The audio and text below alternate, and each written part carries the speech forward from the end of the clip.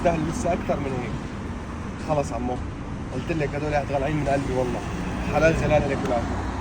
تيسر، قولوا يا رب زلمه. عن جد عمو، اسف لاني توقعت معك، اسف بعتذر. ولا يهمك يا ابني ولا يهمك. خير خير. يلا اذا بدكم تروحوا روحوا، بس ديروا بالكم على المصرات منيح، اوكي؟ عشان ما حدا يهضم منكم. توكلوا على الله. شكرا عمو، الله يرزقك يا رب.